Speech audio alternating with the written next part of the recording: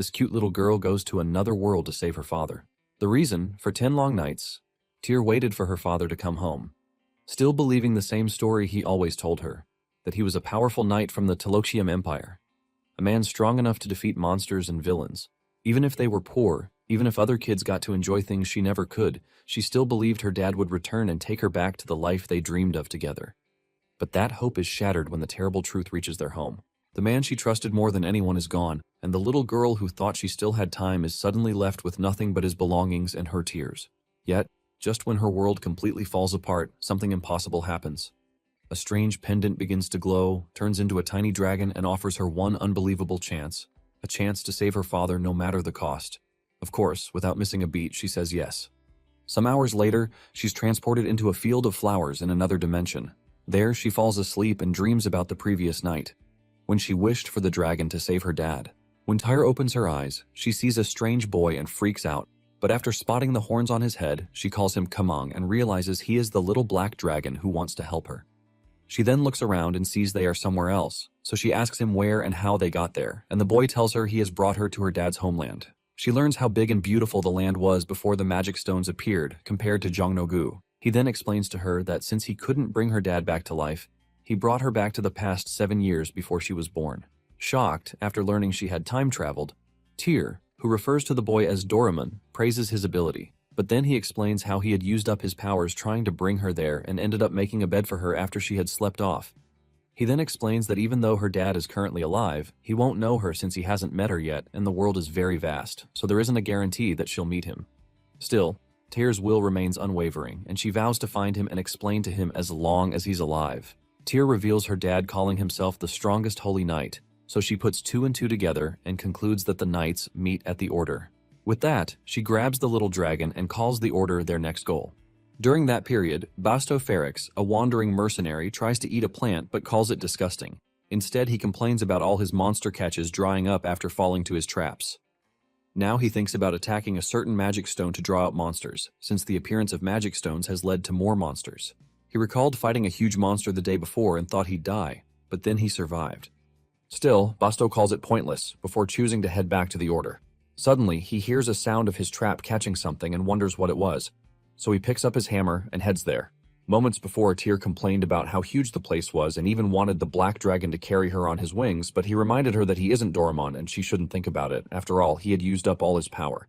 She realizes that he has helped her a lot and then suggests massaging his shoulders, but he refuses and confirms he can't really help her, because if he had the power to do so, magic like teleportation can be traced, and they'll get hunted. Suddenly, he transforms back into the pendant, shocking Tyr, who assumes that he has done that to rest. So she picks the pendant up and puts it in her bag, while saying she'll find the order. Right after that, she takes a few steps and steps on a trap which snares her, and in the next moment, she sees Basto glaring at her like she's a meal, so she assumes she's done for. She quickly assures herself that she's okay and shouldn't cry, and this makes Basto worried because he's in a forest where monsters roam at night, and not only is Tyr alone, but she got caught in his trap and is trying to reassure him. She tells him that her dad is nearby and he should leave. And once he learns of this, he notes her dad will be in shock if he sees her. So he tries setting her free. But she worriedly cries for Kamang to save her. Basto encourages her to cry more, believing that way her dad, who is nearby, will hear her and come looking for her. Still, she continues, and Basto wonders why she's crying when talking about her dad, but he frees her and tells her to go to him. She gets up, surprised, and asks him if he won't come after her, and he's shocked by her reasoning. Only for her to assume he's a kidnapper, and he realizes his appearance does match someone shady. Basto then tells her that the trap wasn't for her but for a rabbit, and she gets shocked. To prove his innocence, he drops his hammer and backs up slowly, then tells her to go to her dad since it's dangerous for her to be alone in such a place. She wordlessly looks at him and runs off, and this makes Basto worried that he even wonders if he should follow her till she meets her dad, but all of a sudden, Tyr trips and falls flat on the floor. Shocked, he sees her crying and learns that she has injured her leg. A short while later, he applies a bandage for her, and she learns that rabbit meat is yummy. But once he tells her all meat tastes the same, Tyr disagrees by saying cow and chicken taste different. As he listens to her whining, he wonders if she's a noble for her to talk about meat. Also, her cry was very loud earlier, but there wasn't any sign of anyone there, despite her claim that her dad was nearby. This makes him ask her where her dad was, and she honestly tells him that he's in a place called the Order. Shocked, noting that the order is 5 days away from where they are, despite the forest being relatively close, Basto notes it's not a distance Tyr could travel alone, so he asks her what she meant when she said her dad was close earlier.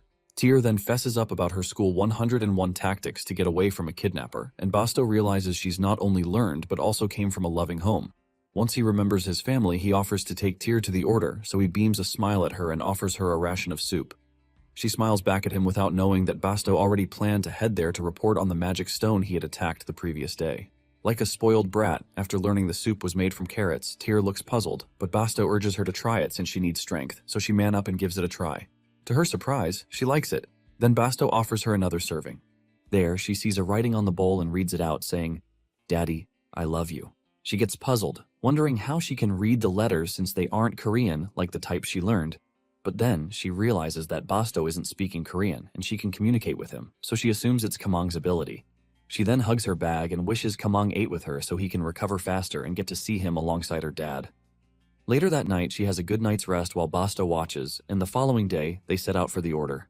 4 days later, they arrive at the order's first gate, but unfortunately, the guard stationed inform Basto that his mercenary identification number has been terminated, so he cannot pass through the gate. He should go back. Minutes later, Basto yells at the gate inn outside the first gate and curses Karl Warben, saying he must be behind his situation. The inn proprietress, an old lady, yells at Basto not to destroy the place. She carries Tyr and washes her up, wondering how she got so dirty under Basto's watch. The proprietress's husband shows up and is shocked that Basto's mercenary identification number got terminated.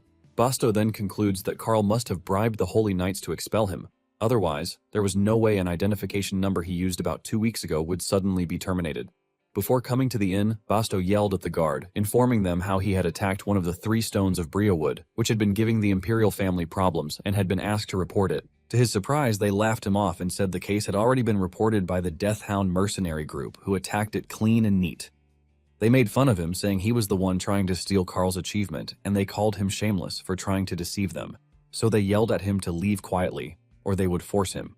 Basto immediately gritted his teeth after learning Karl had sabotaged him again. He glared at the knights, and they felt threatened by him, but Tyr softly touched him before asking him if he was all right. Her warm gesture helped him calm down, and he apologized to her before saying it would take some time to get to the order. With that, he took his leave, and the knights relaxed after learning he was ready to kill them, so they wondered what Karl was doing with someone like him. As Basto left, he thought about where to cook his head off, figure out what was going on, and find a way to get to the order. Currently, he wonders why the entry is blocked to prevent civilians who lost their homes to magic stones, and he wonders what the nobles and emperor are doing. Jax, the inn proprietor, immediately yells at Basto not to go that far and he should learn to control his anger to stay safe. Basto then admits his frustration because people are dying, and Tyr sees he's sad again. The geezer calmly apologizes for what happened to Banara Village, Basto's hometown. When Tyr hears of it, she calls it Banana Village, and she wonders why she's just remembering it. Once she confirms it's Basto's village, she remembers the tale and realizes she knows him. Back then, her dad had told her he used to have 20 strong subordinates who were better than 100 weak people, and the closest amongst them to him was Basto, the hammer wielder. Originally, he was a vice captain to Death Hound, a mercenary group based in Banara Village, whose leader Karl worked Basto mercilessly. She has learned from her dad that Karl had betrayed Basto and run away alone when Basto went to attack the magic stones. Back then, Basto would fulfill all of Karl's orders with the condition that Karl would look after Basto's wife and daughter, but then disaster struck, and monsters that could only be active at night showed up during the day. During that time, Basto had gone to attack other magic stones, but then his village got caught in the onslaught, so the villagers cried for help from Karl, but the drunk bozo ordered them to settle down while he quickly assessed the situation and evacuated them. Like that, the living scum pretended to check the situation but secretly ran off. They all waited for him, but they were killed, and by the time Basto got back, he saw his dead family and mourned them. Based on the story, Basto left the Death Hound, and Karl bribed the Holy Knights to erase Basto's identification card. Seeing everything play out before her, Tyr realizes it's true. Her dad had told her that Basto, who was left alone, met with him, who was ranked the greatest at the time, and he made a new ID for Basto and told him to come along because he saw that Basto was a strong and kind person. Currently, Tyr realizes all she has to do is find her dad, so he can help Basto. Unfortunately, her dad is in the order, and they would have to go there for him to help Basto. But the question is, how to get in there?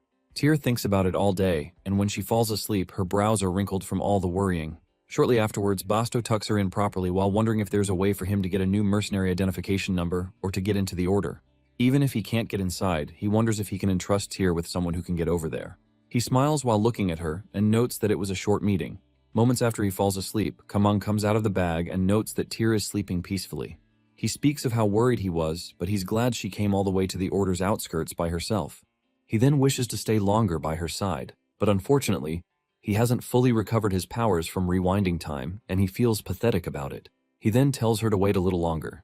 The next morning, when Tyr gets up, she asks around for Basto, but the innkeeper tells her he went out early, so she asks Tyr to come shopping with her.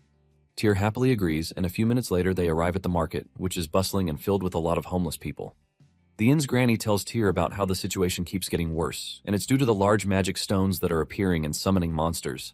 Tyr confirms with her eyes how dire the situation is, just like Basto had told her. All of a sudden, a noble yells at someone, claiming they touched his wallet, but then the person insists that they simply bumped into him. Still, the man smacks them across the face, and Tyr is shocked by the barbarian act. It makes her remember the lady from room 203 who was always beaten up by a man every day and notes that she was a good person. She gets mad and appears in front of the noble, yelling at him to stop hitting people, saying it's bad. Realizing Tyr isn't with her, the granny sees her right in front of the angry noble who stares daggers into the kid's eyes. The people around them echo in unison for him to leave the girl alone, but this infuriates him the more for them acting as if they can order him. Thankfully, the inn's granny shows up and talks some sense into him by reminding him that the back alleys are full of people who have nothing to lose, so he shouldn't anger anybody in the district, or else he can end up as a corpse. Startled, he looks around and sees the commoners glaring at him, so he makes a run for it. Impressed, Tyr praises the granny, who reaches out to the slapped victim and asks her why they haven't been coming to the inn. The lady speaks harshly to her, and this annoys the granny, who scolds her and reminds her of her swollen face. She orders her to follow her to the inn. Tyr, on the other hand, is frightened and wonders if she has helped a good person. Moments later, the granny serves Tyr some food and then gives the young lady a piece of cloth to wipe her face. She complains, but the granny yells back at her, so the young lady angrily wipes her face. Surprised by her vulgar behavior, Tyr calls the young lady mean. While terrified, she asks her if she stole the noble's wallet and calls her auntie. This pisses her off, so she takes off her hoodie and yells at them that she's a boy. Tyr is beyond shocked to find out that Vale is a guy. She remarks that it's her first time actually seeing a guy who looks like a girl. Vale then cuts in, confessing that he actually did snatch the man's wallet, but that it belonged to him initially. He explains that he had paid the man earlier to form a mercenary group with him, but the man had tried to cheat him and run away with his money. He explains further that someone of his status is not worthy enough to receive a knighthood, so his next best resort is to become a mercenary and start hunting monsters for money. Tyr asks if forming a mercenary group would earn them an identification card, and Vale confirms it, but he chips in that they'd have to pass a mercenary exam first. Hearing about the benefits of a guild, Tyr suggests that they form one together, but Theo lashes out at her, calling her a brat. He asks if she knows the implications of working with a mercenary, but Tyr softly replies that she has a legendary puppet mon. She also tells Vale about Basto, who is really strong too, but Vale doesn't take her seriously. Basto then interrupts, telling him how capable he is of handling small magic stones all by himself. He tells Vale about the small Briarwood's magic stone he attacked recently, but Vale discards his claim as he had heard a different story. According to what he heard, a mercenary group led by Carl had been responsible for attacking the magic stone. Tyr then cuts in, explaining how Carl had stolen the credit for Basto's work and had even terminated his identification number so he wouldn't be able to prove himself. Hearing this, Vale is completely shocked. Basto then tells him he's going to prove his claim to him sooner or later, but that he will after he gets his identification number back. He explains that he had promised to take Tyr to her dad, who is currently in the order. It is at that moment that Vale realizes that they aren't related. Piecing together the details he just heard, coupled with the fact that they both don't look like the type to lie for their personal benefits, he decides to consider forming a group with them. Besides, having wasted 2 months trying to form the perfect mercenary guild, he concludes that he has nothing to lose. He tells Basto sternly that he has to try not to be a burden on him, or he'll be left behind. With that, they form a guild. The following day, while the newly formed guild heads over to attack a magic stone, Tyr can't hide her excitement. She envisions the task as something as fun as the curricular activities she used to engage in back in daycare. She even tries to assure the other two that she's strong enough to take down some monsters. But Basto cuts her short, explaining in detail the dangers the mission they're setting out on entails. He tells her to imagine the scariest thing she knows, and Tyr immediately thinks of a Tyrannosaurus Rex. Basto then tells her that the monsters they're about to face are at least 10 times scarier than the apex predator, terrifying the young girl on the spot. After educating Tyr on the dangers of coming along with them on the mission, Basto and Vale decide to put her in the custody of Nordics, an old fortune teller. They then promise to be back before dawn as they prepare to take their leave. While they prepare to leave, Tyr recalls the things her dad used to tell her about monsters. Her father had taught her about the different kinds of monsters, as well as the various attack methods suited to taking down each kind. Before they leave, Vale teases Tyr, telling her not to cry like the little girl she is when they're gone, upsetting her in the process. Tyr then intentionally wishes only Basto good luck on the mission as they leave. On their way, Basto casually brings up his speculation about Tyr being a noble's child, but Vale debunks the theory, stating that a noble's child wouldn't be alone in the forest in the first place. While they advance further, Basto tells Vale his shocking discovery about the kind of name Tyr claims to have been given by her parents. She had told him her surname is Kim, which is a pretty strange name for a noble, especially in that era.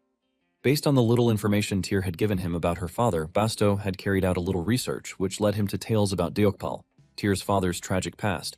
According to what he found out, Deokpal lost his entire family in a village and then became a wandering mercenary ever since. Before the tragic incident, Deokpal was previously the vice-captain of an exceptionally skilled group called Deathhound, and based on the information Basto has on Deathhound, he knows how skilled they are, so he believes that meeting Deokpal would be a once-in-a-lifetime opportunity for him. While they advance further, they notice that the deeper they go, the more the area turns into a maze. They come across small magic stones sprouting in each storage room they go through, but what they find most intriguing is the large distance between each stone. They then decide to simply attack the magic stone closer to the entrance and leave immediately. Locating the closest stone, they are taken completely by surprise, as unusually large cracks begin to form all around them. It then doesn't take them long to realize that what they just encountered isn't a small magic stone, but a medium magic stone. At the entrance of the cave Basto and Vale go into, Tyr sits in the custody of Nordics, praying desperately that they return safely. All of a sudden, large cracks begin to appear on the ground and in the sky, leaving her utterly shocked. Suddenly, monsters begin to emerge from the cracks, so Nordics is forced to protect Tyr. Given that he has some prior battle experience, Nordics holds back some of the monsters but instructs Tyr to run away as quickly as she can.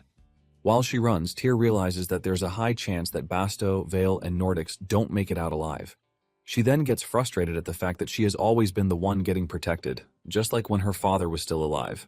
At that moment, she prays desperately to all the deities she can think of to grant her the strength she needs to protect the people around her. And strangely enough, her prayer gets answered on the spot as powerful skeletons begin to appear.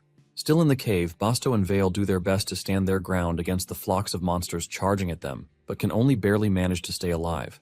Basto had scouted the same area just 2 days ago, and at that point, there were nothing but small magic stones, so the fact that a medium magic stone was able to sprout within that short period is something he finds really strange. Eventually, they both get overwhelmed by the number of monsters attacking them, to the point that they start to feel helpless. Realizing that there's nothing he can do anymore, Vale convinces himself that it's better to die by his own hands, rather than being torn apart by the monsters, so he brings out poison and tries to drink it. Before he gets to drink the poison, something unexpected happens as a group of powerful skeletons sprouts out of the ground and begins to attack the monsters on their behalf, leaving them in disarray. Realizing that that could only be the ability of a necromancer, both men confront each other to know if the other was responsible for the spell, but they both deny it. They then get confused because not only do they not know the caster of the spell, but necromancy is a magic that only appeared in old legends. Shortly after, they get approached by Tyr in the midst of some skeletons who comes crying to them about how she was scared that they would have died.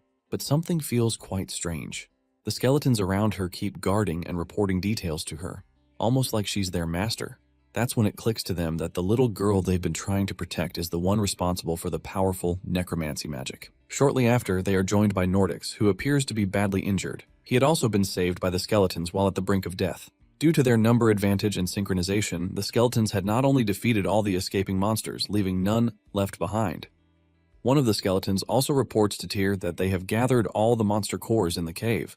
When they get back to the cave, they are surprised not only at the number of monster cores they find. The monster cores are so vital to them that without them, they wouldn't be able to pass their mercenary exam.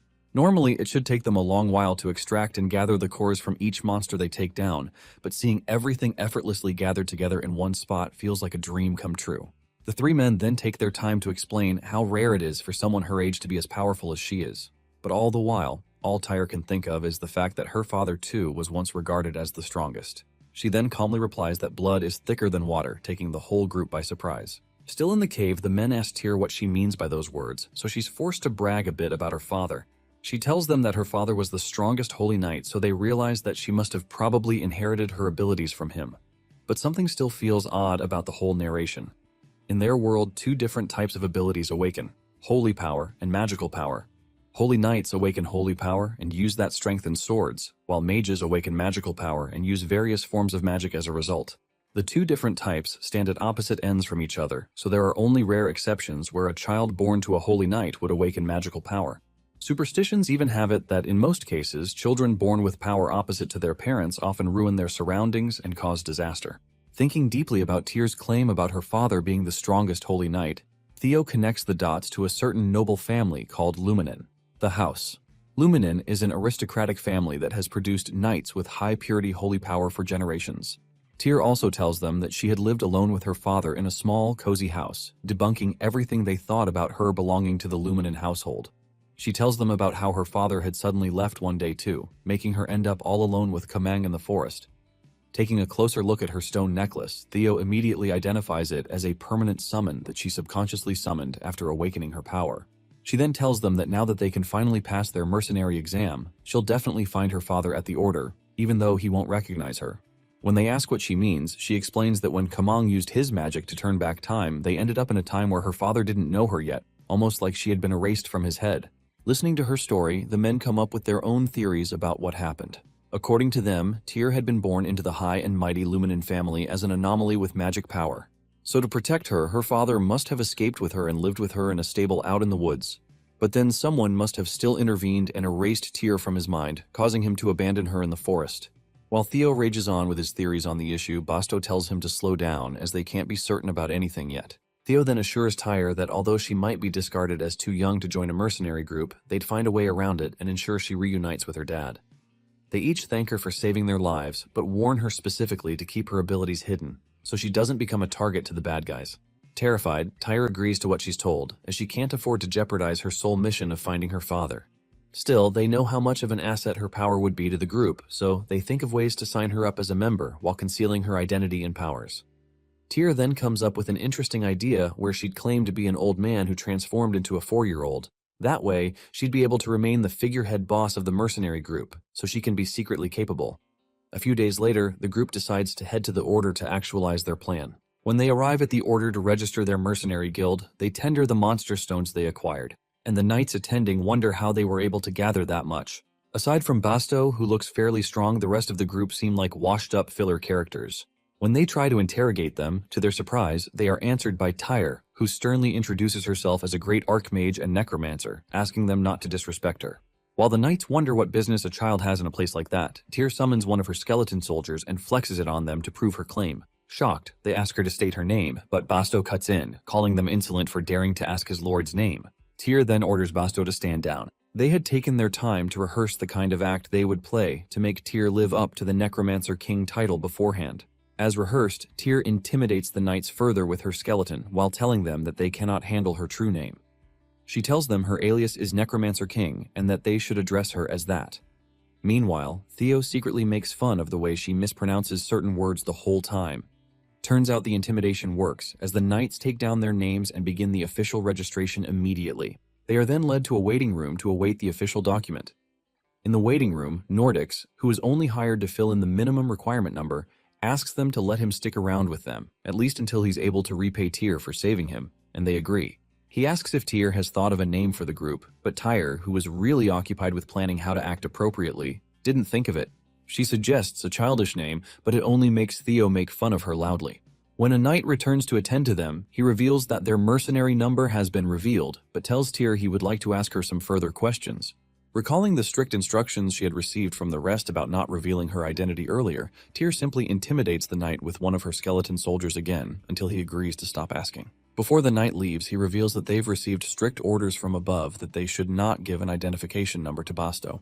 When they asked why, he revealed that Basto had been reported by Carl to have committed illegal acts within the mercenary group. According to Carl, Basto had extorted large amounts of money and goods from the guild and run away with it. Turns out Carl was the one responsible for committing all these atrocities he accused Basto of doing. He had then terminated his identification number without any verification process, so he would not be able to prove his innocence. Hearing this, Basto goes into a rage because not only did Carl rob him of a chance to protect his family, but he also labeled him as a criminal when he hadn't committed any offense. Smart as he is, Theo figures out that Carl must have tried to bribe someone to establish those kinds of orders. He then decides to interrogate the knight about it. Hearing the word bribery, Tyr recalls what she was taught about bribery from her previous timeline, so she's able to understand the implications of what Karl is doing to oppress Basto. The knight then explains that he understands Basto's predicament, but sadly even he cannot do anything about it, as the person Karl bribed is a high-ranking commander who is newly appointed. Realizing that there's nothing he can do, Basto begins to lose himself in his thoughts. He had signed up for the mercenary life because he believed it was the only way he could avenge his family. He instructs Theo to escort Tyr away while he finds a way to settle things, only to get interrupted by the biggest shock of his life. Tyr asks the knight for the amount Karl offered. She then tells him she'll be willing to compete with the amount of money he offered. With that, she opens her backpack and tenders an insurmountable amount of precious jewels. She then tells him she's willing to offer even more, and unlike the usual kind of bribe, which is usually offered in apple boxes, she announces that she'll be giving it openly in luxury bags, taking the whole room by surprise. 1 hour later, a new identification number is issued to Basto. Now that they're official, they're required to register the name of their group. To everyone's surprise, Tyr registers their mercenary group as Agavert, which turns out way better than they expected. Later, when they ask her how she came up with the name, she reveals that she had seen the word Travaga written boldly on a signpost during their wait, so she decided to arrange the letters backwards. While they leave, Basto thanks Tyr genuinely, promising to help her find her father no matter what. She then orders that they eat something delicious when they get back to their inn. After that moment, rumors began to spread about the mysterious mercenary group. It then doesn't take long for the news to get to Tessitan Veronio, the leader of the Trevaga mercenary group. In the outskirts of the city at the Trevaga mercenary group, some of Tessitan's subjects spread the news about the interesting Agavert mercenary group. While some of the members discuss if the new mercenary group is worth their interest, Alaric, a superior member, shares what he knows about the group.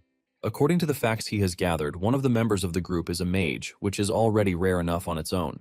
To become a mage, one must have been born with magical powers as an innate talent, and even with that, it takes a heckload of training to get to that realm. He explains further that not only is this mysterious individual a mage, but the attribute he's rumored to control is necromancy, an attribute they've only heard of in legends. Intrigued, Tessitan asks if the information is verified, and Alaric confirms it as he had gotten it from a trusted source. Livia, one of the members of the group, remarks that all the previous mages in the entire continent had been snatched up by the top-ranking mercenary group, so having a new one suddenly emerge as a group leader is something remarkable.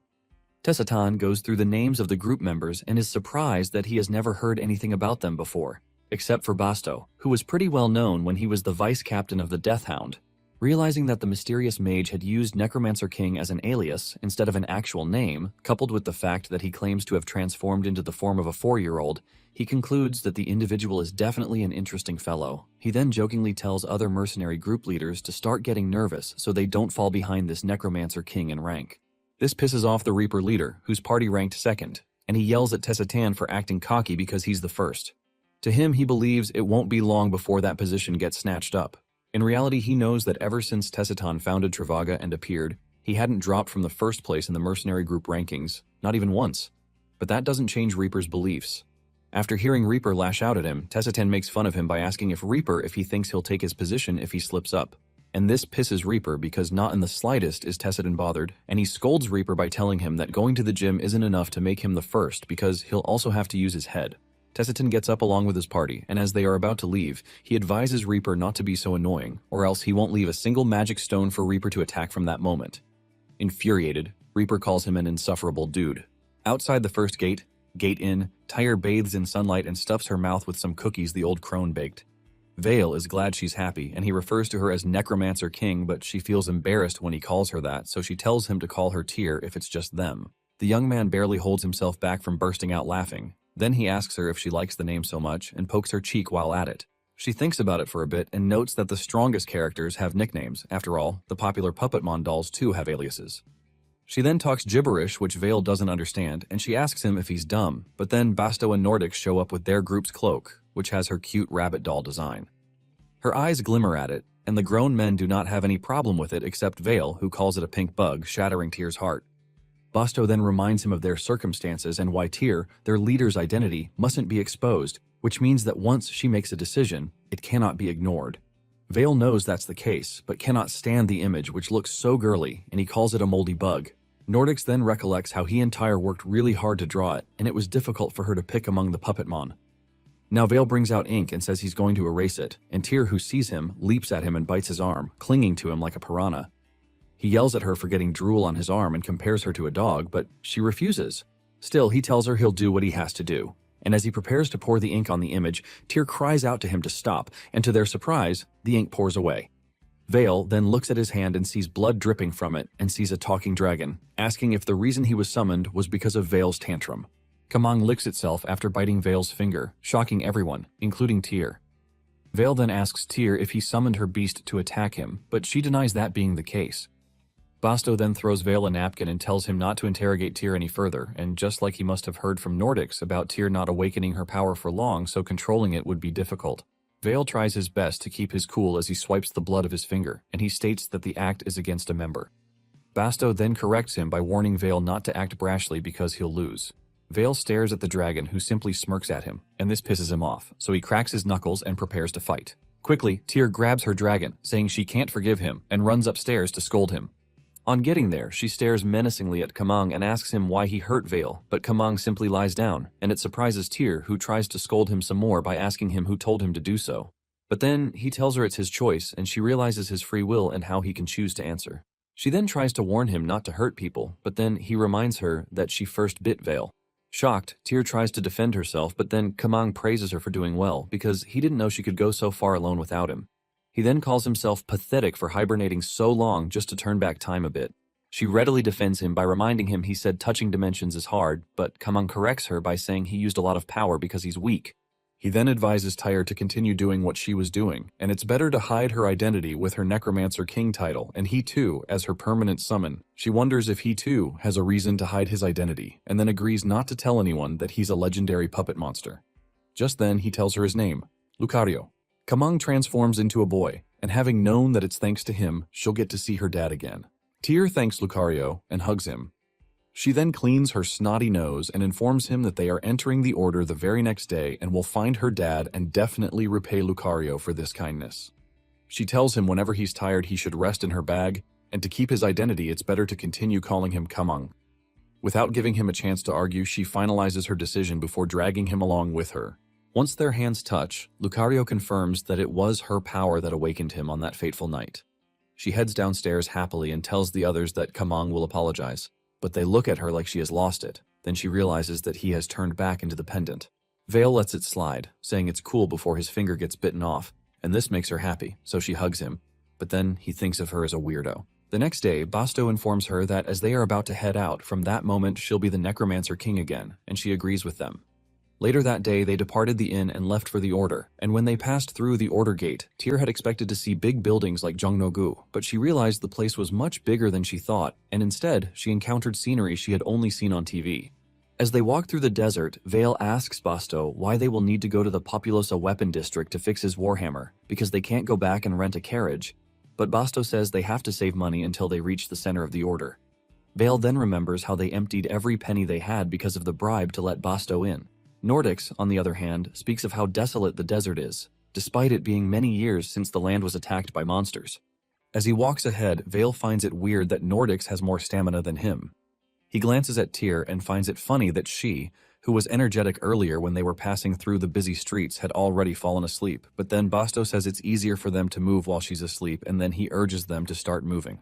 During that period, Tyr, who quickly fell asleep, dreamed of the old days when she and her dad were together. Back then, he explained that it was an accident that brought them to Jongno-gu. He explained that he didn't know what happened and how they got there, but if they kept on searching, they should find a way for them to return. Then she encouraged him, and he agreed, reassuring her that they would find a way to return home together. Tyr had learned firsthand how hard it was for her dad to keep smiling even after falling into an unfamiliar world, which must have been scary and sad.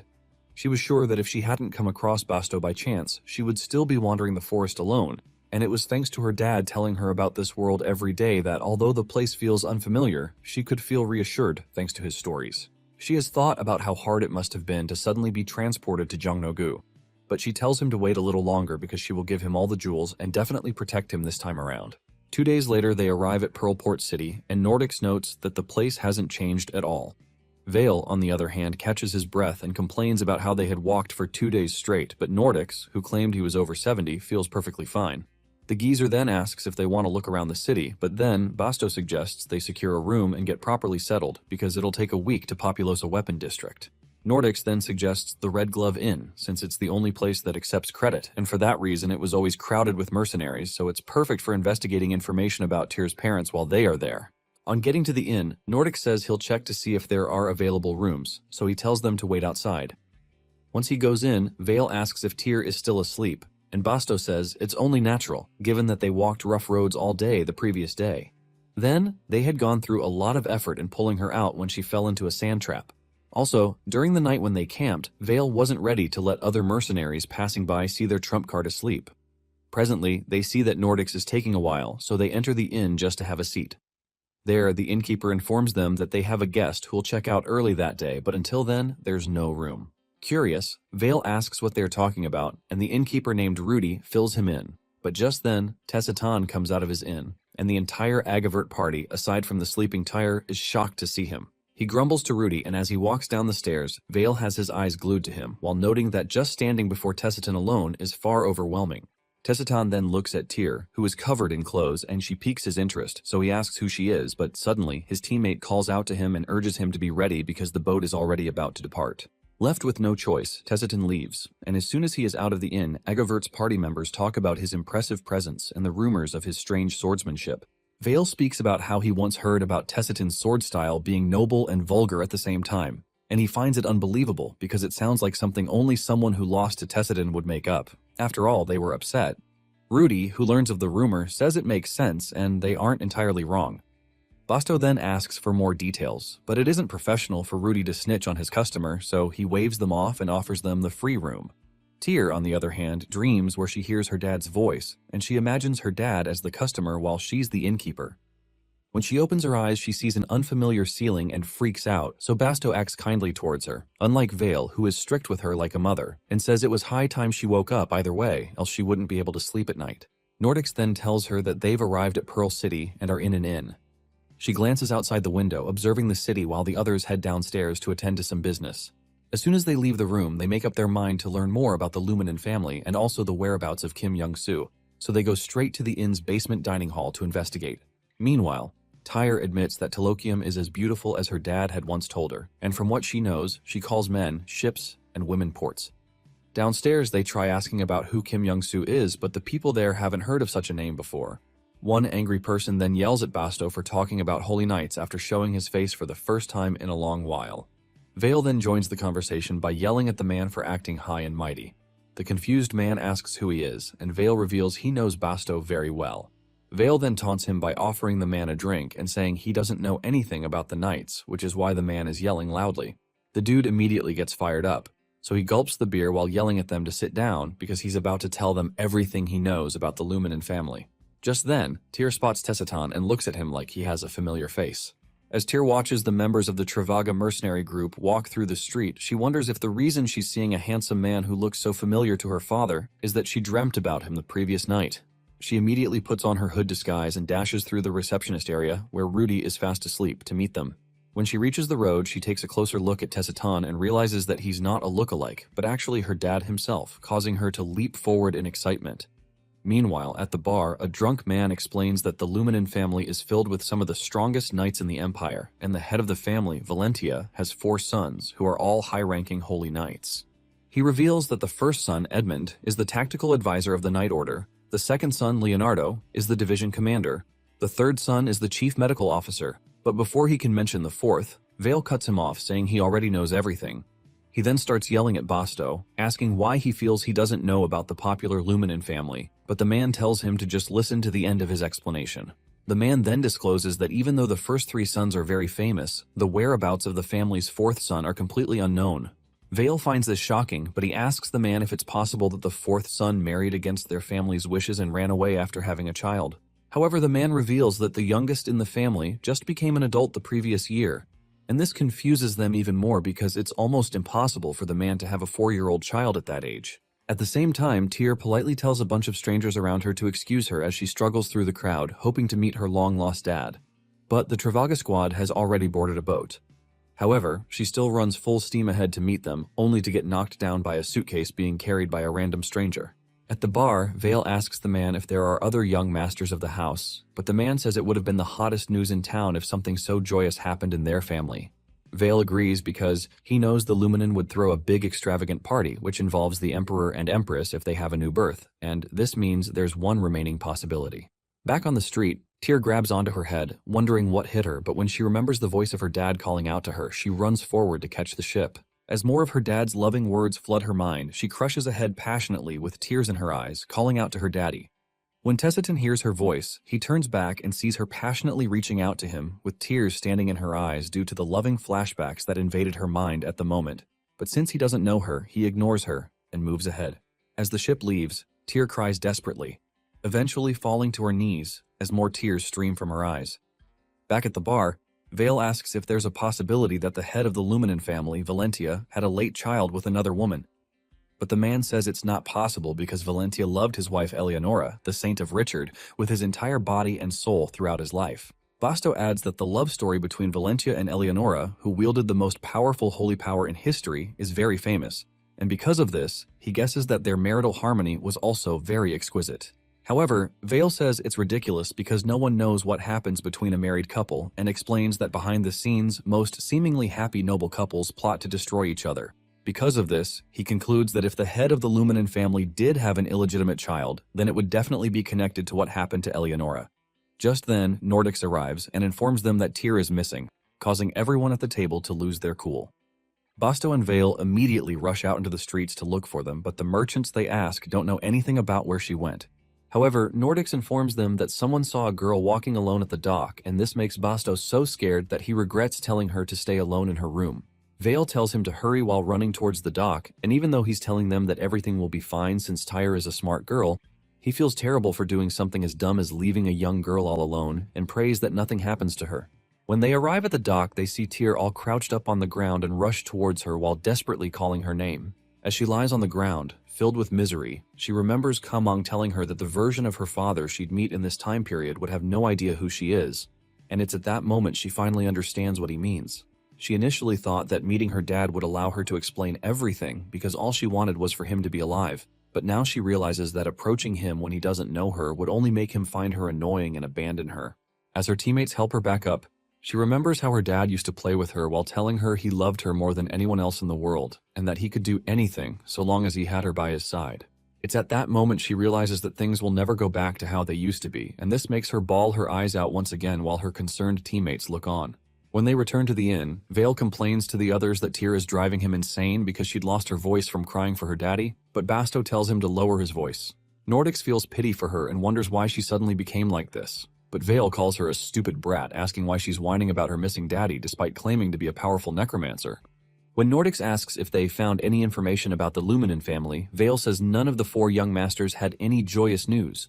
Even though the head of the family is the most likely suspect and he's not too old to have an offspring, Basto doubts that it's him because Tyr says she lived together with her dad, and Duke Luminen never missed any official events. In fact, he's currently engaged in the magic stone attacks, and even when sieges are prolonged, he camps for months and goes back and forth to battlefields. Vale also brings up the fact that Tyr said he can't remember her due to the oblivion magic he's under, and this doesn't make sense because no one would dare tamper with the Lord of Luminen's memories. After brainstorming for several more minutes, Nordic says they shouldn't blindly trust the clue that Tyr's dad is the most powerful holy knight and guesses that the name Kim Young-soo is also an alias. He knows that Tyr is smart and wouldn't want to tell any lies, but he admits that they lack clues and tells the others that they should explicitly ask her about her father when she wakes up from her slumber. This leaves Basto speechless as he remembers a heartwarming moment where he hugged Tyr, and Vale then asks the big question, which is what will happen to the Agavert group when she finds her dad. Meanwhile, Tyr is having a dream about the Travaga group facing off against a group of deadly monsters. When Tessiton tells Livia to protect her, Tyr is surprised to hear her dad's voice, but she wonders who Livia is. She also notices that her body isn't moving like she wants it to. While holding on to her, Livia desperately calls out Alaric, who has been injured by a giant monster, and it's at that moment that Tyr opens her eyes and sees that there are monsters and people around. Alaric tells Livia not to come close and instructs her to take baby Tyr and run away. At first, Livia tries to argue with him out of concern for his well-being, but when he asks her if she's willing to let the little girl get hurt, she grabs Tyr tightly and assures her that she'll be fine. However, when she tries to move forward, she suddenly falls to her knees due to the injuries she'd sustained, but she still tries to comfort Tyr, telling her that they need to find a way to escape the crack. Even though Tyr doesn't know who's holding her, she takes comfort in Livia's cold skin as she hugs her and calls out to her dad. As Livia wonders what to do to save Tyr, Tessitan arrives and takes Tyr from her hand before asking her when she was poisoned. This excites her so much that she calls out to her daddy from her mind, even though she can't speak as a baby. As Livia struggles with her damaged body, she apologizes to Tessitan and also to Tyr since she promised to protect her. She then collapses to the ground, causing Tessitan to call her name out of concern and asks him if Alaric is dead. Tessitan is far too concerned for her to even answer her question. But as her body fully succumbs to the poison, she tells him it's fine to leave them behind and escape. She claims that making it this far was amazing and brings up how they all went from being ordinary people who were slashing pig throats in the alley to becoming warriors on the battlefield with him. As she stretches her hand towards little Tyr, she expresses regret over the fact that she wouldn't get to see her walk like she wanted and tells her to be healthy and always be cheerful with everyone, especially Tessitan. Her hand then falls to the ground and her teary eyes go blank, showing that she's finally given up the ghost. So Tessitan starts walking away with Tyr while assuring her that everything will be okay. He promises her that they'll get out of there, and once they do, everything will be fine again, but standing in front of him is a large group of terrifying monsters. Seeing this, Tyr immediately starts panicking as she realizes that her dad is in danger, and in the real world, she wakes up from this nightmare screaming. She's surprised that she had such an unusual dream, but she realizes that it's the first time she's had a dream that's so vivid, making her wonder if it was actually a dream in the first place or something that actually happened in the past. She remembers how Livia called Basto's name during her final words and recalls that her dad once mentioned Basto as one of his comrades. Since she was a very young baby in the dream, she wonders if those events actually happened when she was still a baby. During one of her cozy moments with her dad, he says coming to that place was an accident, and this makes her wonder if the accident he's actually talking about is the dream she just had. However, she's also confused about the fact that Livia called him a leader in the dream, even though he claimed he was a holy knight, and she gets teary-eyed while admitting that she doesn't actually know anything. She feels sad because she thought everything would be fine once she reunited with her father. But suddenly, Kamang appears and asks her what she wants to do next, before asking her if she found Tessitan. At that moment, Tyr stares deeply into his eyes while struggling with her tears and admits that he was right. She remembers the previous conversation she had with him in his dragon form, where he told her that her dad would completely forget about her when they met, and she no longer has the confidence to tell him that she's actually his daughter. As Kamang holds onto her face, she spills even more tears while asking him what she should do next. She then hugs him tightly while admitting that she misses her dad more than anything because she really loves him. While hugging her, Kamang remembers that he could faintly hear Tyr and Tessitan's voices while he was asleep in the other world. When he heard her laughing, he felt good. But on the days when she cried, his heart felt uncomfortable, like the whole world was shattering inside him. While holding her tightly, he remembers the first time they met when Tyr was crying seriously after losing her father, and he realizes that the entire reason he came to their world in the first place was to find a way to stop her tears. He then informs her that in the world, there's something called destiny recurrence.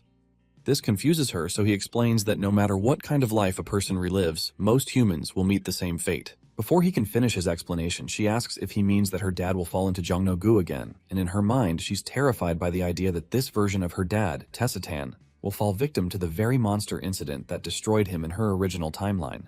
However, she decides that she'll stop it since her dad isn't doomed yet, but she's worried that he'll fall into Korea again. She then remembers a day in the past when Granny was walking in the street with her, and two old-timers were talking about them. One of them said Tessitan wouldn't have to suffer as much if he stayed alone, and the other agreed, saying she's surprised by how diligent he is because it wouldn't be strange if he sent her away. However, her granny tells the ladies to shut their traps since it's none of their business. Because of this flashback, she decides that she'll do her best to make sure her dad doesn't suffer because of her and disappear forever. With all the boldness in the world, she declares that while she's in his homeland, she'll make sure that her dad, Tessitan, lives until he's a 100-year-old grandpa. Hearing this, Kamang smiles and tells her that she's the only one who can pull it off. Just then, she hears a voice coming from her door, asking her if she's done crying, and she immediately recognizes the voice as that of Vale. When the door opens, she sees all three of her companions, with Vale asking her if she can eat, while the other two show similar levels of concern for her. Nordics then tells her there's an important question she needs to ask, and this stuns her. During breakfast, they ask her for a detailed description of her dad's appearance, as well as the place where they live together, and when she asks why they're asking for those things in particular, Basto says they intend to help her find her dad but lack the necessary information to do so.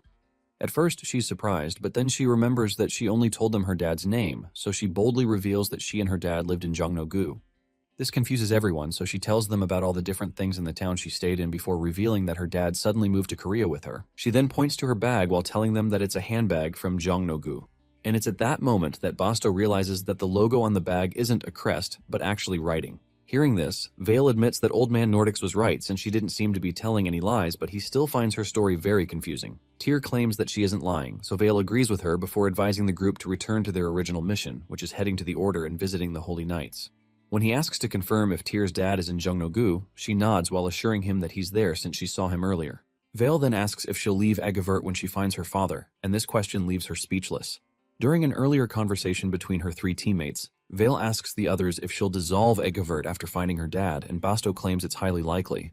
He claims he'll go back to being a wandering mercenary if it happens. And when he asks Nordics for his plans, the old mage says he'll go back to the gate area, since he never intended to become a mercenary. However, Vale refuses to accept this because in his mind, finding her dad and Tyr being the leader of the group are 2 separate things. He asks the others if they could have her dad join Eggevert too, if she absolutely can't stand being apart from him because he doesn't want to miss out on a golden opportunity. He explains that he's not asking Tyr to work because dark attribute mages are so rare that just existing makes them legends, but if she continues to be the group's head, they can grow their mercenary group and aim for the 1st rank, thereby making it easier to protect Tyr and her dad. Hearing this, Basto admits that it makes sense, but claims it wouldn't be easy because mercenary work is so dangerous that he'd oppose it if he were her father. Vale knows that he's right, but he needs Eggevert with the Necromancer King as the leader because he doesn't want to go back to suffering and poverty. However, in the present, Tyr assures them that she won't leave the mercenary group and puts her cup down while boldly declaring that she'll become independent of her dad from now on. Hearing this, Basto and Nordics are so stunned that their jaws drop to the floor, but Vale is fascinated with her sudden resolve. Basto asks her how she arrived at that conclusion, but then rephrases his question to ask if she means that she'll stop looking for her dad. Tyr says that's not what she means, because she still has to find him. But when she thinks about the next step in her master plan, she suddenly goes somber and tells them that she won't cling to him to care for her like before. Basto is shocked to hear this, but even more stunned by Granny, who then watches her tell the others that she and her dad will live their own lives moving forward because she can't stay wrapped up in his coattails forever. Before Basto can express his concerns with her new plan, Vale rushes over to her and cheerfully supports her idea, claiming that 4 years old is more than enough for her to become independent. He reveals that he also grew up without parents from when he was merely 2 years old, and as everyone grows more curious about his backstory, he says they don't need to know that. He then tells Tyr that they need to start earning money properly as mercenaries, since she's now decided to become independent, and assures her that her loyal teammates at Eggevert are always available to help her when she's in trouble. This makes her remember that she's now the Necromancer King, and she decides to work hard from that day on. Hearing this, Vale tells her to write a pledge on a piece of paper, swearing to never leave Eggevert until she dies. But Tyr is stunned because she's never been asked to do something like that. He also informs her that she can only withdraw from this agreement if she has permission from all 3 members and asks her to sign, as the others wonder how he put everything together so fast. Basto knows that the document won't have any legal binding, but he still decides to write a pledge as well, and Nordics agrees to join in because it seems fun. Later that night, as Nordics tucks Tyr in, she asks Basto if he really hates Holy Knights, and he confirms that he doesn't like them. When Vale mentions that all mercenaries hate them, Tyr asks if the reason for this beef is that the Holy Knights all took bribes, but he teases her by playfully suggesting that her dad was one of the Holy Knights who took bribes. Tyr argues that her dad is nice, but in her mind, she wonders why Basto claims to hate Holy Knights, even though he was working with her dad before the accident in her dream. As she remembers the passing words of Livia, she wonders if her dad was actually doing an undercover stakeout like the cops on TV, since she clearly heard him say he's a Holy Knight. She tells Basto that she's curious as to why he hates Holy Knights, and Basto replies that it's because the Imperial family abandoned the mercenaries first. To make things clearer, he specified that they abandoned everyone other than nobles. Back then, magic stones suddenly erupted in the continent, causing monsters to pour out of the cracks.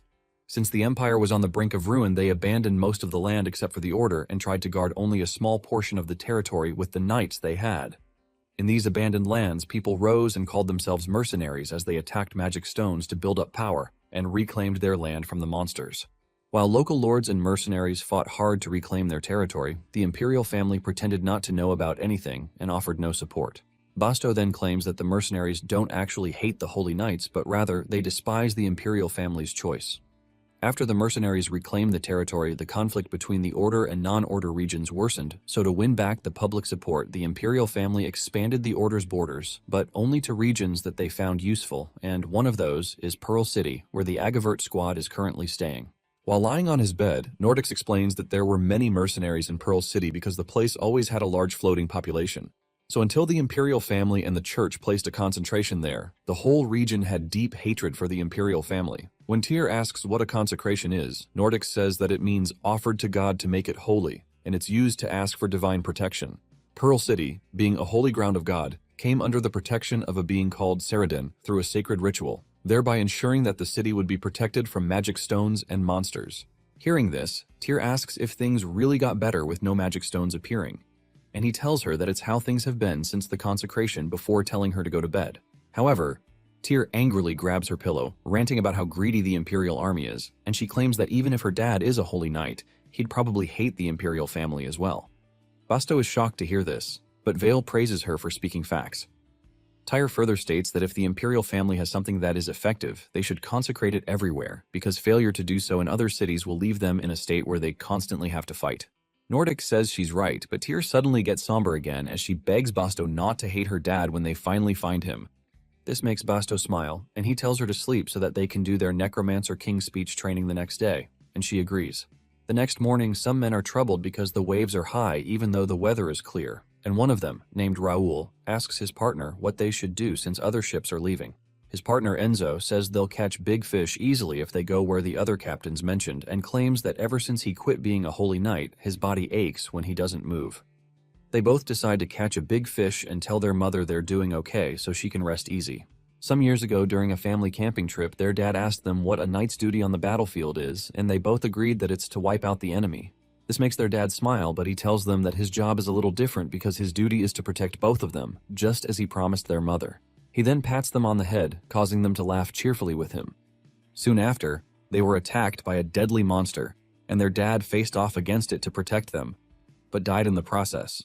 When they returned home and broke this news to their family, their mother cried while clutching her dead husband's sword, and that was when they decided to protect their mother at all costs. Back in the present, Enzo notices that something has been caught under their boat, which is weird because there aren't any reefs, but little do they know that there's an entire building directly under their boat.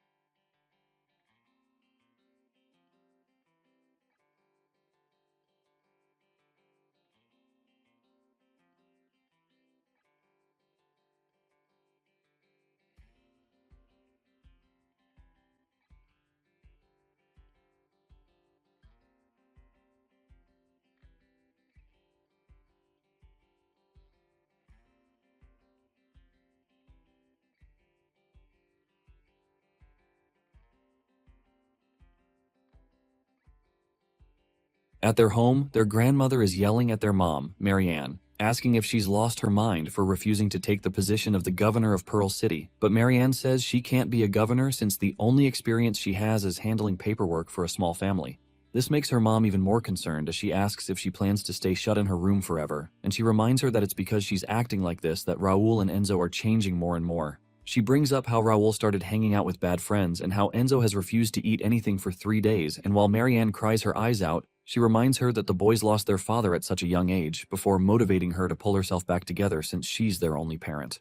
Sometime later, at the Pearl City Administration Building, Marianne stares at the city through her window, now looking more elegant and composed as she's the new governor of Pearl City.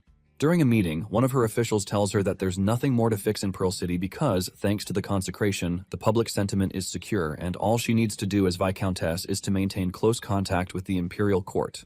However, this doesn't sit right with Marianne because it's basically just telling her to be a puppet sitting in a chair, but she decides to play along with it because she'd already made up her mind to take the role for the sake of her twins. She noticed that after coming to Pearl City, the twins started talking more and went to take a look around the city center. They also resumed their sword training and sometimes came back happily, talking about the fun things they did at sea after hitching a ride on a boat, and Marianne wished for things to stay that way. Suddenly, she notices a commotion going on outside, and the people on the streets scream in shock as a magic stone appears from the sea. As everyone tries to evacuate the city, the Agavert squad observes this shocking turn of events through their window, and Tyr asks Nordics if the consecration has been turned off. Elsewhere, a man appeals to the mercenaries to step up and solve the issue, reminding them that monsters will start pouring out of the magic stone when the sun sets. As Marianne desperately rushes through the streets, one of her officials reminds her that it's raining heavily, but she charges in anyway because she's worried about her twins, who are yet to return from their sea trip. She then spots a mercenary leader ranting about how they've never seen a magic stone rising from the sea, accusing the desperate civilians of sending them to their deaths since they have no idea what could come out of the magic stone. One of the mercenaries on his team agrees that the leader is right and claims that they can't drop everything to help out either. As Rudy rattles his brain trying to think of a way out of this situation, one of the civilians brings up the fact that Travaga members were staying at the inn. Hearing this, Marianne is stunned because she knows the first-ranked mercenary group will be able to deal with the magic stone, but Rudy says they left the place in the morning, and even if they send a message, it'll take a full day for them to arrive. This makes the people worry even more as they aren't prepared to leave their homes and boats again. The old man then concludes that they're definitely going to die since none of the fighters are stepping up to face the magic stone, and then he starts yelling at the mercenaries, claiming that they're no different from the holy knights that abandoned them all those years ago. This gets the mercenary leader angry to the point where he kicks him to the ground and calls him useless for always needing their help. While grabbing his shirt, Carl threatens to make him pay for comparing them to holy knights, but Marianne intervenes and tells him to stop. Everyone around is surprised that the governor is in their presence, except for Carl, who nonchalantly asks her who she is. She boldly tells him to show her proper respect since he's speaking to the governor of Pearl City. But Carl laughs in disbelief and claims that she looks more like a governor's mistress than the governor himself. Just then, Basto makes a dramatic entrance by delivering a brutal punch which sends Carl to the ground and telling him with a fiery look in his eyes that he'd long anticipated meeting him again. Carl is shocked as he wonders how he got there, but Vale shuts him up by pointing a dagger at his throat while telling him that they went through so much hell because of him. He then angrily tells him that their leader had to empty all their money while cleaning up the mess that he made, and Tyr, who stands behind him, notices that Carl looks like a really mean person. Nordics arrives and greets Marianne, calling her Viscountess Wavril, and this shocks everyone around because they know Wavril is one of the Empire's most wealthy families. As her official covers her up, one of the mercenaries asks why someone so important is standing in the rain, and she tells them it's because she's worried about her twins, Raoul and Enzo. Rudy then invites her inside the building, and as she walks in, Tyr tells Basto to join them, so he threatens Carl, telling him to wait outside as their leader will make him pay for everything he did. After they enter the building and shut the door, Carl starts shivering from fear.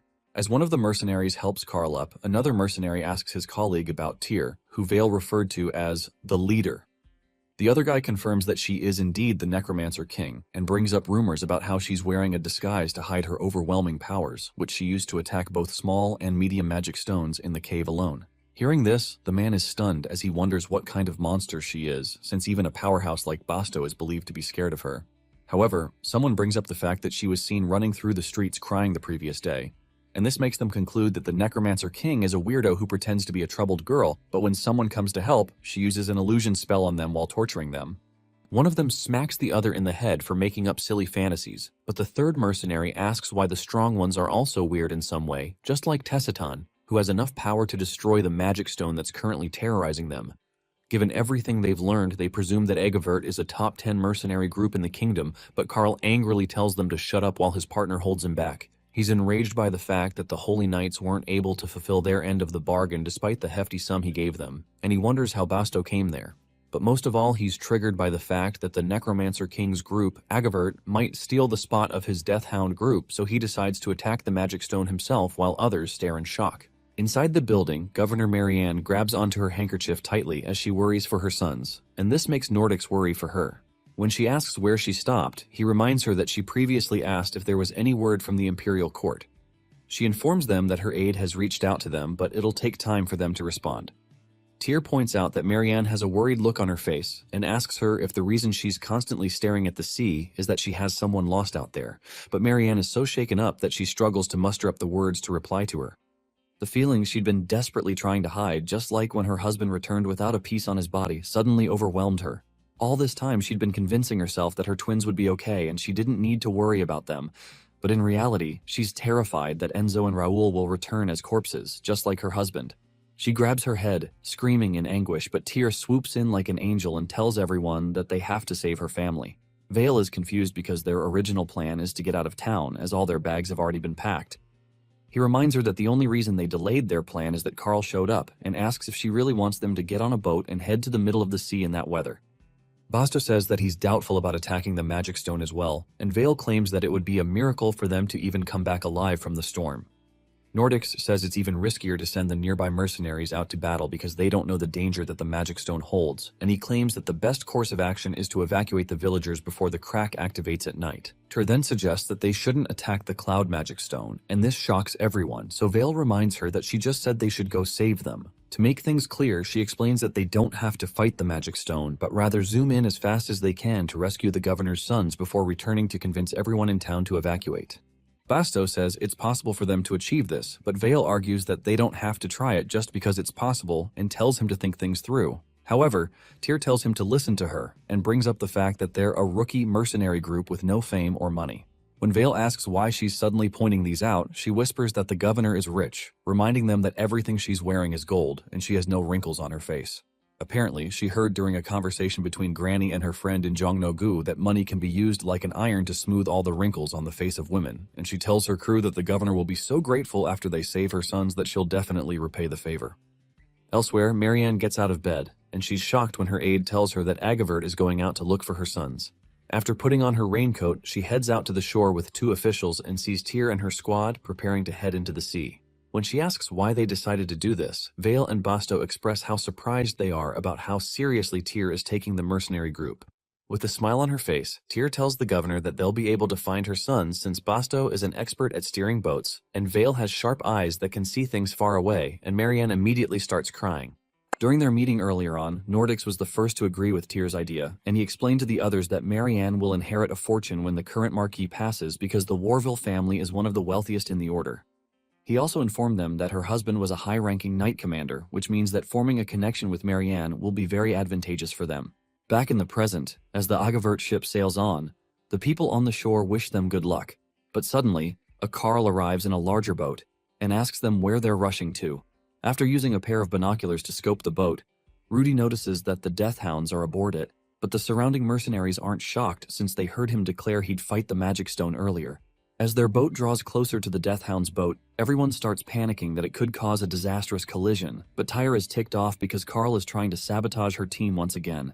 Vale sees Carl yelling at them from his ship and wonders what he's saying, but Basto tells him to ignore Carl. He then asks if he can see the twins, but it turns out that Carl's ship is blocking the view. The scumbag smiles, noting that there's no Necromancer King to get in his way. He looks over to Basto and wonders why Basto keeps showing up and getting on his nerves. He plans that if Basto, the frontline fighter, dies at sea, then a rookie group mercenary like Agavert is finished. With that, he orders his men to stick to the plan. Vale eventually sees the twins' boat and realizes that it's anchored to the Magic Stone side. Tyr, who stays at the port, worries and wonders what she should do, because if she calls her skeletons to help, they'll just sink since they can't swim, and it'll be pointless. She frets about the matter that she can't help her friends, and she can see Carl trying to bully Basto again. Marianne, on the other hand, is concerned about her children, and she worries after seeing the crack on top of the magic stone getting bigger. While Nordic sees it and believes that monsters might come out soon, Tyr paces about, wanting to help, but doesn't know how. Suddenly, she hears a voice call out to her, and she sees a skull figure in the clouds speak about waiting for her. Meanwhile, Basto, who learns that the twins' boat is anchored to the magic stone where the current is hitting the hardest, also gets struck by the current. Vale notes how their situation is disadvantageous, especially with the sun going down and Carl chasing after them, so he suggests they leave, but Basto locks in and asks about Vale's past. He goes on, but Vale, who knows what he's after, tells him to cut to the chase and get them as close to the twins' boat as possible before anyone dies. On the boat close to the Magic Stone, one of the twins loses hope and accepts his predicament, but to his surprise, Vale slaps some sense into him, and before they can introduce themselves, he tells the twin to get up and hurry. Just then, an arrow flies in their direction and strikes the ship. Then Carl yells at his men who shot the arrow to aim away from them. Raul wonders what's going on for the mercenaries to fight each other under such dire conditions, but Vale explains that he and Basto are the good guys who came to save them, unlike the Deathhound group. Raul is shocked and mistakes Vale for a lady. Still, Vale, clinging to the magic stone, yells at Raul to get on the big ship after all, his twin is already there. Unfortunately for him, the ship rocks violently, preventing him from keeping his balance. That's when he sees monsters from under the sea, and in that moment, a hurricane hits the boat and he's immediately thrown off by the creatures. Raul comes crashing down into the sea and he concludes it's over as parents flash across his mind. Suddenly, a huge ship flies upward and Raul falls into it. He then stares at the mastermind, a little girl not more than 4 years of age, wielding dark spirits and announcing that she has come to save him. The spirits surround her and echo in unison, asking her for her orders. So Tyr orders them to punish Basto's enemy, Carl. Shocked to see such a huge ship spawn out of nowhere, Carl asks his crew members what on earth that ship is, and they tell him it belongs to the Necromancer King. He finds it unbelievable for Tyr to get to them because, in preparation to go after the twins, the Death Hound had wrecked all the ships, leaving only the boat on which Basto is riding, and it's for them to wreck him to his death. He gets pissed and growls at Egavert, but to his surprise, his men fall on the ground and start trembling. Vale then spots Tyr on a big ship and informs Basto and Enzo. A few minutes ago at the port, the men talk about how Tyr started stomping her feet and mumbling to herself. Then all of a sudden, a wrecked ship rose from the sea, and right after that, the gangplank lowered itself for Tyr to come aboard, and when she whispered for people to come aboard, Marianne followed without a moment's hesitation, and in that instant they disappeared towards the magic stone. Presently, Marianne hugs Raul, and as he wonders how she is on the ship, she cries and tells him that the Necromancy King's group helped them. Shocked, he stares at Tyr and wonders if she truly is the King of Wraiths. While at it, Tyr receives advice from Grimnir, and she yells at the Death Hounds, informing them that if they touch the current of the dead flowing around her shop, the cold chill of the deep sea will plant terror in their souls. The men who are tormented by the Wraith grovel their heads in horror while screaming they'll die. Carl, however, sees it as a bluff and doesn't believe. Suddenly, he notices that all his members have disappeared. That's when a Wraith calls for him and binds him with her ghostly powers, before asking him if he enjoyed driving her husband to the brink of death nonstop, and also turning her and the villagers into monster fodder. From her voice and statement, he realizes it's Eve he's speaking to, so he begs her, saying he was wrong. Basto hears him call out Eve's name and wonders what's going on, but then Vale returns to the ghostly ship alongside Enzo. Scared by her ability, Vale praises her, and even Basto, who gets on board last, confirms from her that he's seeing the souls of the dead. She then acts as a medium for Grimnir, the ship's captain, relaying his message and spooking the humans on the ship. She explains the rules, and they watch as Carl struggles with Eve, begging for his life. Tyr reveals to Basto how Eve can't go to heaven, and when Eve sees him, she leaves Carl and goes to meet him before opening up that she's trapped in hell just like him. But there is that of resentment, unlike Livia, their daughter. Tyr then speaks up, informing Basto that Eve says he shouldn't worry because Livia has gone to a good place. Basto sobs after hearing this, and Eve comforts him. She then tells him that she doesn't want to put any more burden on Tyr anymore, so she thanks Basto before pulling Carl off the ship, causing him to fall into the mouth of a monstrous kraken. After the battle finally settles, Basto and Vale begin gathering the defeated mercenaries scattered across the deck. One by one, the duo drags them together and binds them with thick ropes. Suddenly, one of them desperately begs Basto, claiming they didn't want to do such things to him. Annoyed, Vale orders him to shut his mouth, threatening to turn him into minced meat if he keeps yapping. Not long after, Tyr casually reveals the route they will take on the way back and explains how the monsters lose their strength when they touch the current. According to her, the monsters become her minions once they lose their lives. Watching Tyr casually creating magic stones with a villainous smile, the prisoners freak out, and Vale mutters under his breath that she's a maniac. While Basto continues to tie up the prisoners on the ship, Marianne argues with her sons at the shore because of their resolution. To her shock, Raul calmly states that he intends to resume sword training, and Enzo nods in agreement, supporting the plan without hesitation. Marianne immediately protests, reminding them why they left the Night Order and moved to Pearl City in the first place. Ever since their father died, the twins had been struggling with grief, and she brought them there to protect them. However, Raul calmly tells her that they did not abandon the Night Order because of their father's death, and his statement leaves Marianne completely stunned. In the past, Marianne's mother sat with the twins at the dining table and spoke to them privately. Hoping that her grandsons would not end up dying like their father, she gently persuaded them to step away from the Night Order with the intention of saving Marianne from despair. After hearing her heartfelt request, Raul and Enzo reluctantly played along, and after they left the Night Order, their mother became happier. Back in the present, Enzo explains how they shared the same fear their grandma had back then. As he speaks, Marianne slowly realizes her children are right. Raul gently adds that they do not resent her, nor did they drop the sword because of her. Tears fill her eyes as she reflects on how much the twins resemble their father in both character and resolve. During the months after the tragedy, she often wondered if they had lost their motivation because they stopped training with their swords. She chose not to pressure them to keep striving, believing it was better to let them be. Now she begins to question whether their father would be disappointed in the way she handled everything. Suddenly Marianne burst into tears, saying how she burdened them with anxiety instead of supporting them. Raoul gently takes her hand and assures her that simply being with them is already more than enough support. Enzo steps closer and hugs her from behind, explaining that they stopped training because they hoped that avoiding the sword might make everything better, but unfortunately it didn't work out. Shortly after, Marianne asks if they will be joining the Holy Knight Order, but to her surprise, the twins reveal their intention to join Agavert instead. Shocked, Marianne questions the decision, and Enzo decides to tell her how his father lost his life at the edge of the Order. Back then, when 4 units banded together to attack a large magic stone, a smaller one spawned close by in a residential area. However, this area was outside the Order's borders, and it was difficult to get permission to attack the small magic stone because the Holy Knights are forces of the Imperial family and the Church. Their father insisted on destroying the stone before it could harm civilians, and while the higher-ups agreed with his judgment, the Imperial family denied the request. Without Imperial support, their father fought without proper backup. In addition, Enzo talks about the slow response to the magic stone that appeared in Pearl City that day. Compared to that hesitation, the actions of Agavert mercenaries showed far greater resolve. In the twins' eyes, mercenaries now appear holier than the Holy Knights themselves. Hearing this, Marianne admits that they might be right while comparing Tyr's necromancy to a holy power. Not long after, the ship carrying the mercenaries returns to the shore of Pearl City. Citizens gather along the coastline as the infamous necromancer king and crew approach the harbor. When the crew disembarks, the people begin thanking the mercenaries for protecting them. However, Nordics politely asks the crowd to step back, explaining that Tyr needs time to recover. Tyr initially insists she feels fine, but she soon notices small side effects. Basto immediately lectures her about mana exhaustion and advises her to get some rest. Seeing the opportunity, Marianne formally invites the entire crew to a meeting at the administration office. As the governor of Pearl City, she wishes to personally thank them for their actions and properly recognize their efforts. Upon hearing Marianne's invitation, Tyr becomes visibly excited because she seems like a governor who repays kindness.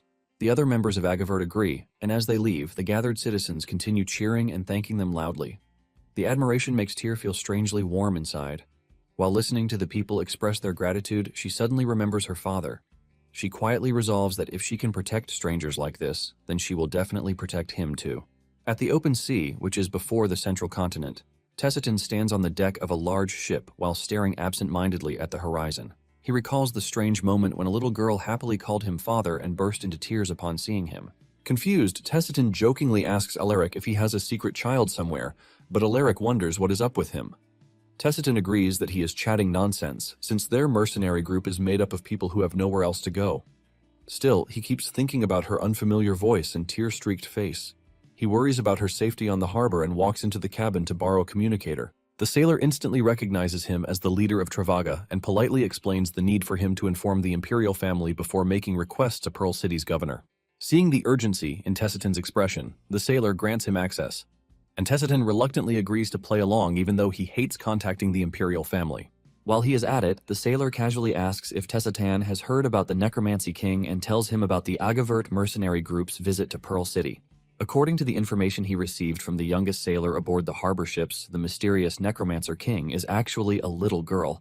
As the sailor continues describing Tyr's appearance exactly as it was reported to him, Tessitan freezes in disbelief. He drops the communicator and the information he got through the grapevine at a pub resurfaces in his memory. Thinking deeply, Tessitan realizes that he has been completely played. Meanwhile, back in Pearl City, Tyr is fast asleep, resting peacefully, while the other members of Agavert meet with the governor's sons in the reception room inside the administration office. Raoul and Enzo try to convince them to allow them to join the group, claiming that there is more to them than meets the eye. Without hesitation, Vale reiterates how they were useless at the sea battle the previous day, but Raoul insists. He remembers how amazing Vale's skills were during the ordeal and holds back his urge to become his student. On the other hand, Enzo recognizes Basto's abilities and hopes to learn from him. The twins ask if the leader does not want to meet with them since they are nothing in her eyes, but the group members know that the 4-year-old Tyr needs rest too. Suddenly, Vale claims to be the Necromancer King's favorite, but Basto and Nordics also chip in on the reasons why they all think they are Tyr's favorite. The twins watch them bicker back and forth on the subject, and they conclude that Tyr is a great mage because skilled mercenaries are arguing over her favor. While all of this unfolds, Tyr's mind drifts into a strange dream. In that quiet space, the voices of her companions seem to echo faintly, pestering her even in her sleep. As she slowly opens her eyes, she sees a strange being by her bedside. The sea god, Saradine, introduces herself and apologizes for disturbing her sleep. After thanking Tyr, she explains how Tyr took her out of the magic stone's trap. But after thinking deeply, Tyr says there was no one there when she attacked the stone. To her astonishment, Saradine claims she could not see her because she was the magic stone itself. With that revelation, Saradine begins explaining her true origin. She tells Tyr that long ago she existed as a spirit-like being who ruled over the Western Ocean as its sea king. Shocked, Tyr recalls the spirits in Hyunwoo's game and how his older brother used to buy him new skins every day. After Tyr accepts that spirits truly exist in this world, Saradine calmly explains the source of their powers, which govern natural forces. However, the mother tree suddenly lost its powers and turned into a magic stone. Tyr inquires about the cause and other information, but Saradine has to leave because it is difficult to manifest for that long. Before leaving, Saradine briefs her about the consequences of the mother tree's decaying roots. As their conversation nears its end, Saradine forms a bracelet and gives it to Tyr. She reveals that it is called the Bracelet of Oblivion, created from her own essence as the Sea King. When worn, it allows the user to erase specific memories from someone simply by touching them with the hand wearing the bracelet. Tyr's eyes sparkle with excitement. She celebrates the legendary Tyr item she just received, and Saradine hopes it will be of use to her. Before she completely disappears, Saradine claims that the spirit in Tyr's bag will help her find the person she is searching for, but Saradine disappears before she can reveal more details. Stunned, Tyr slowly realizes that Kamang is not a puppetmon, but a spirit that can lead her to her father. Later that day, Tyr writes down her plans, which involve finding her father in his homeland, researching Kamang's identity, and the truth about magic stones. Thinking deeply about the second task, Tyr imagines the things Saradine told her earlier and wonders if all magic stones are spirits. Unable to verify this, she decides not to jump to a conclusion because the other magic stones she attacked were empty. With that, she includes another task in her journal, which is to find the mother tree and investigate the other magic stones. While staring at the entries in her journal, Tyr suddenly drifts into memories of her kindergarten days. For a brief moment, she wishes she could return to that simple life. Even though she likes Basto, Vale, and Nordics, she still misses her kindergarten teachers and the friends she used to play with. Soon, her stomach begins to growl. Feeling hungry, Tyr decides to meet the others so they can go get food at the administrative office. She bursts out of her room without thinking, and immediately hugs Vale's leg like an excited child. While cheerfully talking about magic stones, she suddenly notices their shocked faces. Turning around, she realizes the governor's sons, Raoul and Enzo, are in the room. At that moment, she realizes that she forgot to keep up the Necromancer King persona. Before the situation gets worse, Vale quickly scoops Tyr into his arms and orders the twins to stay put. He rushes back to Tyr's room, with Basto and Nordics following close behind. Enzo and Raoul freeze in disbelief as they watch everything unfold, and after a brief discussion, they realize that the Necromancer King is a cute little child. Inside the room, Tyr bursts into tears and blames herself severely for ruining everything. The three mercenaries stare at her helplessly, unsure how to respond. Since they did not expect this outcome, Vale, Basto, and Nordics think about a way to keep Tyr's exposure to a minimum. Basto notes that it is not Tyr's fault and wonders how they can win the governor's sons over. Meanwhile, Tyr imagines the worst possible outcome. If Raoul and Enzo spread the news, people will condemn them for forcing a 4-year-old to work as a mercenary, and their entire group can be disbanded. Tyr thinks about a solution because she will not be able to find her father if that happens. Suddenly, she remembers the Bracelet of Oblivion she got from Saradine and decides to try it out. She suggests erasing the twins' memories, but the idea shocks the others. Upon hearing this, Vale freaks out and completely shuts down the idea. He lectures Tyr, claiming she is too young to do the absurd things mercenaries do. Realizing that Tyr has witnessed way too much violence for her age, Basto sighs heavily. However, Tyr insists on trying out the new power, and Vale swiftly grabs her before she exits the room. Vale tries to talk some sense into her, but she squirms and wiggles in his arms, trying to break free so she can go after Raoul and Enzo.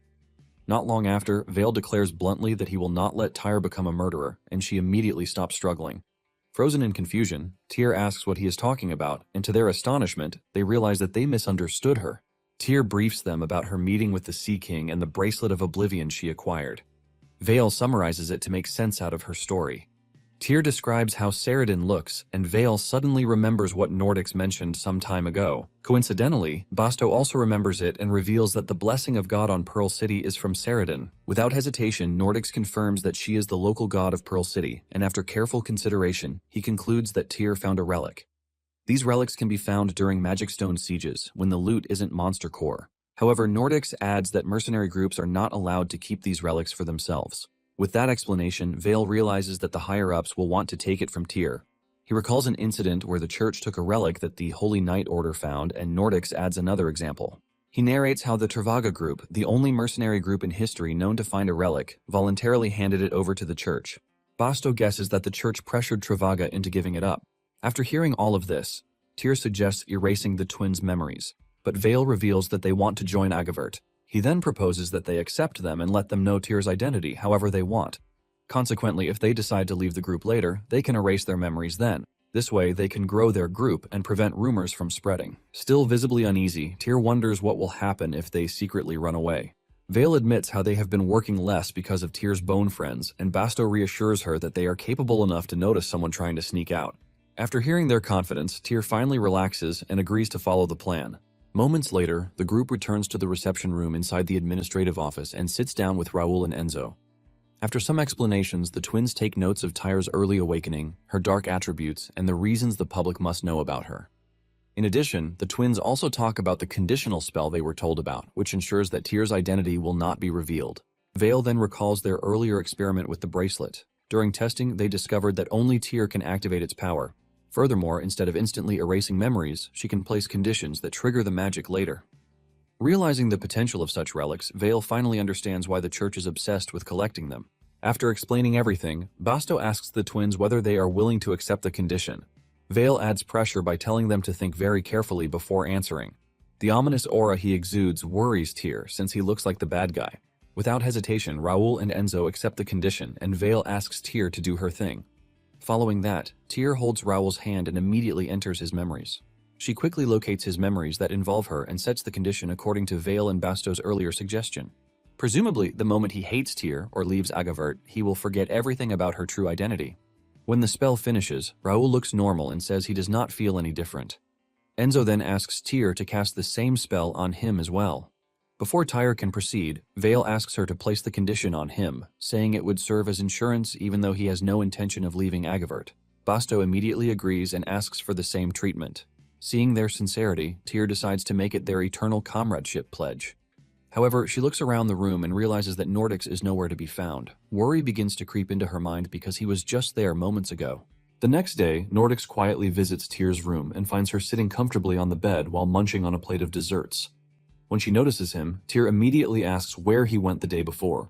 Instead of answering directly, Nordics immediately suggests telling Marianne about her identity because her power is too great to be hidden forever. He adds that the church will start researching her once they discover her relic, and she will not be able to protect herself once the church and imperial family focus their attention on her. To help her understand the danger, Nordics uses a Doraemon reference as an example, and Tyr talks about how the legendary Doraemon makes people stronger. To her astonishment, Nordics reveals that someone might treat her like a puppet. Confused, Tyr asks how it is possible since she is not a puppetmon, and he begins to list the other possibilities. Using scenarios like hostages, hypnosis, and drugs, Nordics asks if she is confident of stopping those herself. Seeing her hesitation, Nordics gently suggests getting help from House Wavril. At the governor's office in the administration building, Marianne meets with Tyr and asks what she wanted to tell her. After the briefing, Marianne notes that Tyr cast conditional magic on her group members and her intention to keep her identity hidden till she finds her father. Without hesitation, Marianne grabs her hands and agrees to support her. She decides to do so behind the scenes and also take Tyr as her adopted daughter since they are now in the same boat. Hearing this, the words awaken a flood of memories from Tyr's kindergarten days. She remembers the warmth of adults who cared for her and the simple happiness she once knew. Overwhelmed by emotion, tears begin forming in her eyes. Marianne gently praises Tyr for handling such enormous burdens at such a young age and promises to support her from now on. Tyr finally relaxes and begins complaining about things the way a normal child would. Marianne laughs softly and plays along like a proper mother comforting her daughter. During their conversation, Marianne admits that she had been mentally preparing herself to send her sons back into battle someday. Now that Raoul and Enzo have joined Tyr's crew, she feels relieved. Seeing Marianne's genuine feelings, Tyr promises to take care of her sons, and Marianne thanks her sincerely. That evening, Tyr lies quietly on her bed and reflects on everything that happened. She realizes that Nordics was right to encourage her to reveal the truth to Marianne. Clutching her pendant, Tyr silently wishes she could grow stronger. In her heart, she even hopes that magic stones would disappear from the world entirely so people like Basto and Marianne would never have to feel sad again. With that thought, she slowly drifts off to sleep. A few days later, Tyr and the Agavert crew gather outside the city as they prepare to depart. The group is amazed by the luxurious carriage and supplies provided by Marianne. She explains that Pearl City still owes Tyr far more than this small gesture. While the group members board the carriage, Marianne takes a moment to speak with her sons and asks about their trip. Raoul discloses their destination and their intention to get a sword at the weapons district. The moment she hears that, Marianne hurries inside, leaving Raoul and Enzo confused. Shortly after, she returns with her husband's sword. Since this sword contains his will, she decides to give it to Raoul because he is left-handed like his father. Afterwards, the brothers say their goodbyes to their mother and leave. As the carriage heads out, Tyr and Marianne wave to each other, and Tyr promises to visit again. Later that day, Marianne returns to her office and begins to draft a letter. Apparently, she is inquiring about a holy knight who made a great name for himself in the past. In the letter, she adds some physical features of the person in question. He has black hair and eyes that are a mix of green and brown. Marianne also includes his overly serious but quiet behavior and his unusual name, Kim Young-soo. Coincidentally, the Travaga group takes down the monsters they encounter along the way, and Tessiton laughs hysterically while cutting them down. On the other hand, Marianne's letter reaches the intended parties, and a noblewoman wonders what it is about. At the Agavert group's end, Enzo reads the letter and thinks deeply because he cannot recall any Kim Young-soo in the Holy